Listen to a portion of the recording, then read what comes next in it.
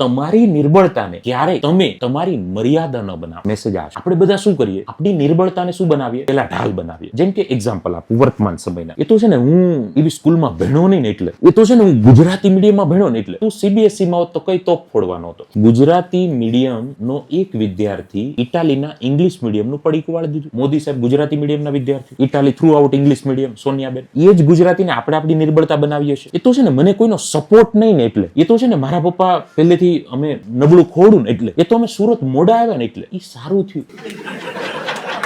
તમે સમજી આખી વસ્તુ? કદાચ હું ગણાવું તો સવાર સુધી આપણે ગણાવી શકીએ, જે હું પણ બોલતો હોય અને ક્યારેક ક્યારેક તમે પણ બોલતા હોય. તમે સમજી શકતા હશો? યસ ઓર નો? એ તો મારું છે ને ફ્રેન્ડ સર્કલ એવું નહીં ને એટલે, એ તો અમારી પાસે પૈસા નહીં ને એટલે, એ તો અત્યારે અમારી પાસે ઇન્વેસ્ટ કરવાના નથી ને એટલે, એ તો અમારી પાસે અત્યારે માલની લાઈન નથી ને એટલે, એ તો અમારે છે ને કોઈ એવો વિશ્વાસ નથી રાખતો ને એટલે, એ તો અમને કોઈ ક્રેડિટ નથી આપતું ને એટલે, એ તો અમને કોઈ હાથ પકડવા વાળો નથી ને એટલે. આવા અનંત. હવે એ આપણે શું બતાવીએ છીએ? આ મારી શું છે? નિર્બળતા. પણ ભગવદ્ ગીતા એવું કહે છે કે નિર્બળતા મર્યાદા તમે ન બનાવી શકો. નિર્બળતા છે ઓકે, પણ એ તમને રોકી શકે છે એવું તમે સાબિત કરો છો. This is not okay. સમજ્યા કે નહીં? તમે પગે પોલિયો થયો છે, ઇટ્સ ઓકે. બીજાની કમ્પેરિઝનમાં તમને દુઃખ દર્દ પીડા છે, okay, but that doesn't mean કે તમે જીવનમાં કંઈ ન કરી શકો. આ ભગવદ્ ગીતા સમજાવે છે.